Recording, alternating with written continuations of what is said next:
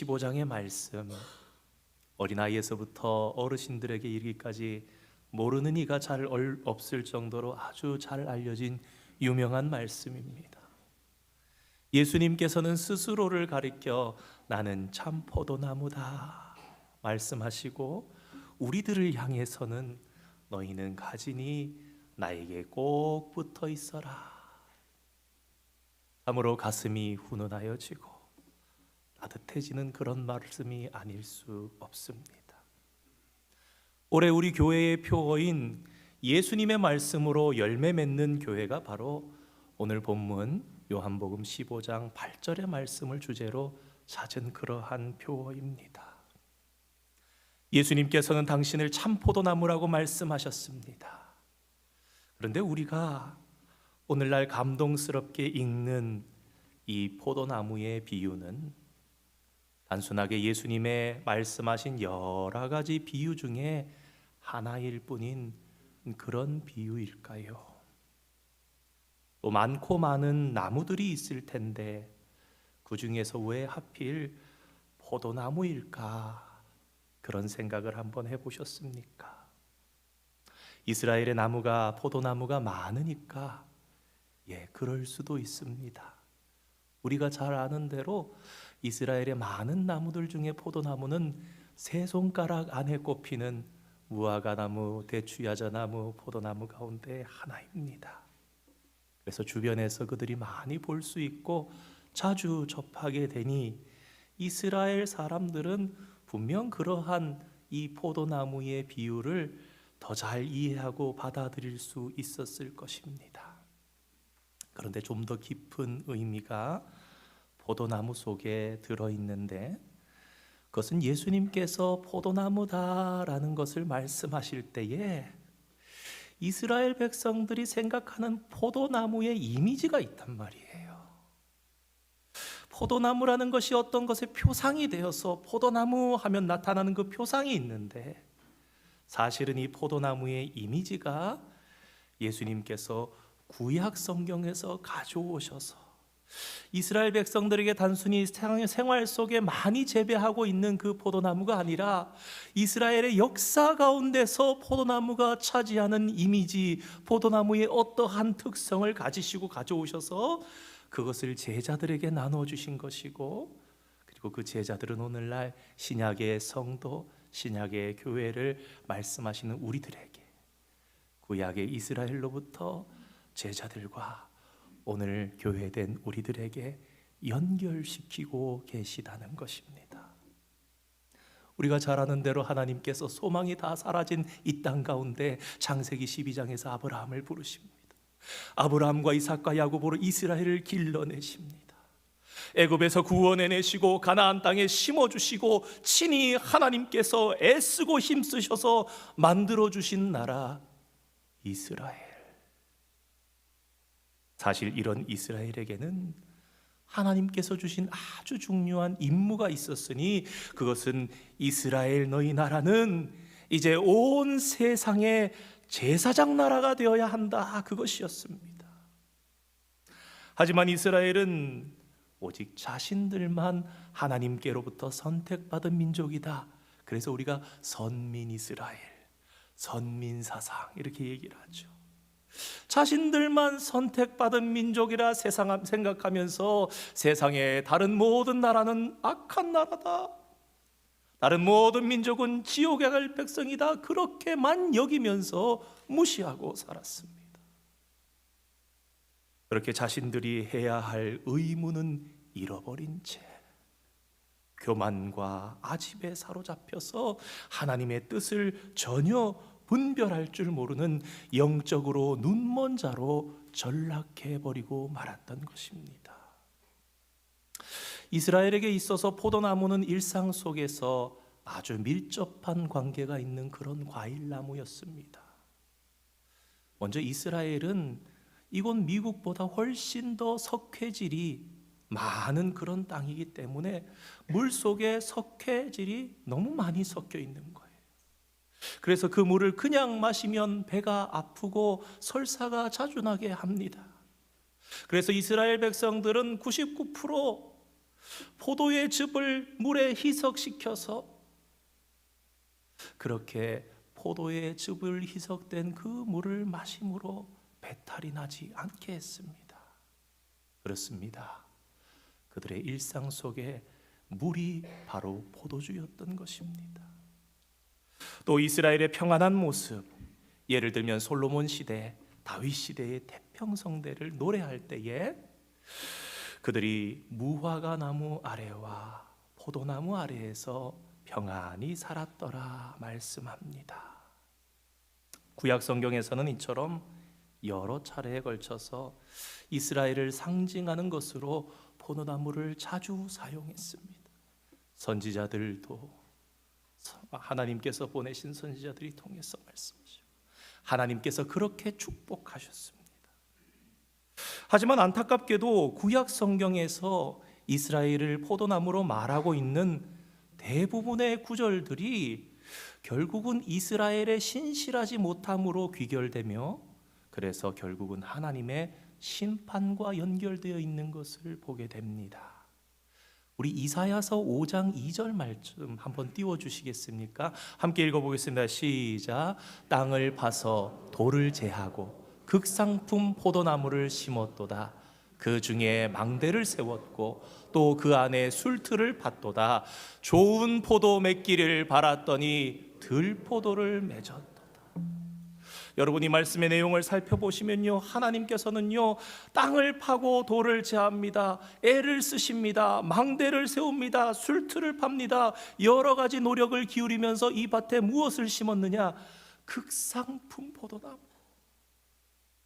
너무너무 좋은 포도나무를 심었는데, 그러니까 최고로 노력했기 때문에 하나님께서 아브라함을 선택하시고 그들에게 극진한 사랑을 베푸셔서 애굽에서 길러내시고 가나안 땅에 심으셨는데, 야, 이제 그러면 최고의 포도가 나올 거야 그랬는데 어떤 포도를 맺었느냐? 상품의 가치가 전혀 없는, 저기 그냥 빈들에서도 그냥 나는데 그거 뭐 먹어봐야 별로 달지도 않고 열매가 크지도 않은 들포도를 맺었다. 그것이 너희들이 다 최고의 사랑으로 제사장의 나라로 세웠는데 자기밖에 모르고 죄를 지으며 세상과 똑같이 되었다는 말씀입니다.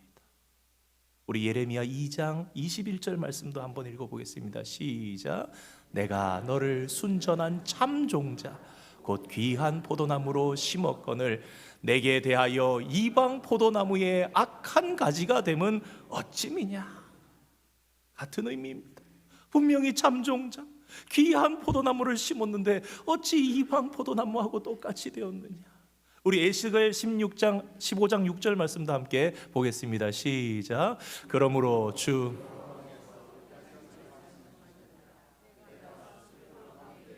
포도나무를 불에 던질 땔감이 되게 한 것 같이 내가 예루살렘 주민도 그같이 할지라.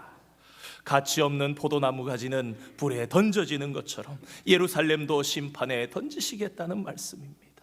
우리 마지막으로 호세아 10장 1절 말씀 한번 읽어보겠습니다. 시작. 이스라엘은 열매 맺는 무성한 포도나무라. 그 열매가 많을수록 재단을 많게 하며 그 땅이 번영할수록 추상을 아름답게.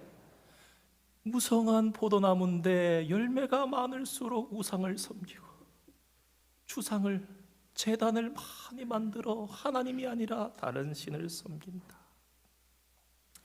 이와 같이 포도나무인 이스라엘의 삶은 하나님의 약속의 백성에게 주신 의무와 책임을 감당하지 못했을 뿐 아니라 도리어 하나님께서 마땅히 자신들의 왕 되심을 인정하지 않고 인간 왕을 구하거나 우상을 섬기는 우상에 빠지는 삶을 살았고, 그래서 멸망을 자초하고 말았습니다.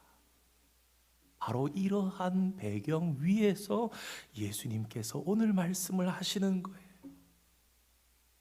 이제는 더 이상 과거에 그렇게 많이 실패하고 과거에 그렇게 많이 소망을 부었지만 좌절하고 낙심하고 말았던 실패한 인간 포도나무가 아니라, 어느 누구도 더 이상 포도나무라 할 수 없기에 누구를 세워도 실패할 것이 분명하기에 다시는 실패하지 않는 포도나무, 그것을 예수님 자신으로 자청하신 거예요. 내가 포도나무가 되겠다. 더 이상 너희들이 포도나무로 되어서는 성공할 수가 없기 때문에 이미 수많은 세월 동안 너희가 보지 않았느냐? 너희들이 넘어지고 너희들이 자빠지고 너희들이 울며 슬퍼하니 이제는 다른 것이 아니라 내가 포도나무가 되어서 심기울 테니 너희는 가지가 되어 내 곁에 붙어 있으라. 오늘 말씀을 잘 보시기 바랍니다. 예수님께서는 당신을 그저 단순히 포도나무다 하지 않으십니다. 참 포도나무다.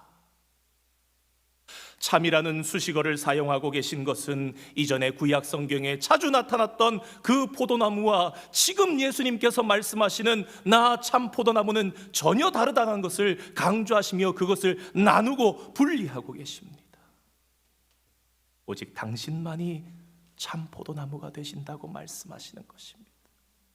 그리고 내 줄기에 붙어 있으면, 내게 원줄기가 붙어 있으면 너희는 열매를 맺게 될 것이다. 참 포도나무이신 예수님께서는 자신과 연합하는 모든 사람들을 향해서 새 언약의 백성이다, 새 이스라엘이다 삼아 주신 것입니다. 그리고 참되게 예수님과 연합하는 자는 열매가 많이 맺게 될 것이다. 수많은 실패를 거듭했던 과거와는 전혀 다른 삶을 너희가 살아갈 수 있을 것이다 약속하시는 것입니다. 사랑하는 성도 여러분, 우린 어려운 시대를 지나고 있습니다. 코로나와 전쟁과 지진뿐 아니라 여러 가지 사건 사고들이 끊이지 않는, 어쩌면 마지막 때를 살아가는 것 같습니다. 이렇게 코로나는 별것 아닌 걸로 다 극복되었구나 생각했는데 몇 년 전 어떤 전문가들을 통해서 예상되었던 것처럼 올겨울 갑자기 감기와 독감과 코로나가 기승을 부리며 이제는 진짜 이렇게 감기약 먹듯이 코로나와 함께 살아가는 것이 그렇게 살아가야만 하는 것인가, 그런 생각을 해보신 분들도 계실 것입니다. 이런 소망 없는 세상, 그 속에 살면서 하나님의 교회마저도 소망이 없는 것 같은 시대를 살고 있는 것이 아닌가, 그런 낙담되는 생각이 가끔씩 성도들을 엄습해 오고 있지는 않습니까? 그러나 사랑하는 성도 여러분, 예수님께서 오늘 말씀하십니다. 얘들아, 내가 참 포도나무다. 너희가 내게 붙어 있으면, 너희가 나와 연합하면, 너희가 내 안에 거하면 반드시 열매를 많이 맺을 것이다. 그럴 수밖에 없다. 그렇게 말씀하십니다. 시대가 달라졌습니다. 환경이 달라졌습니다. 그러나 변하지 않은 것이 있습니다. 우리에게 참 회복을 말씀하는 분이 계십니다. 이것은 그전에 실패했던 많고 많은 그런 포도나무가 결코 아닙니다. 오직 내가 참 포도나무다. 얘들아, 나는 결단코 실패하지 않는다. 너희는 내 안에 거하라. 나와 연합하라. 나에게 붙어 있어라. 오늘 우리 교회의 소망과 생명이 바로 예수님의 말씀인 줄 알고 또 믿고 또 붙잡으실 수 있기를 부탁드립니다. 2024년 세상에서 소망을 찾는 것이 아니라 이 예수님의 말씀으로, 이전에는 들포도를 맺었었고 이전에는 열매를 맺지 못했던 우리였다 할지라도 예수님의 원줄기에 붙어서 예수님의 말씀으로 열매 맺는 그런 교회, 한 성도 한 성도가 열매 맺는 성도가 되시기를 주님의 이름으로 축원드립니다. 사랑하는 성도 여러분, 세상이 아무리 변해도 주님의 말씀은 영원합니다. 변함이 없습니다. 이 예수님의 말씀 붙잡고 2024년 말씀으로 열매 맺는 우리 솔주베리 한인 장로교회 되기를 주님의 이름으로 축원드립니다. 함께 기도하겠습니다.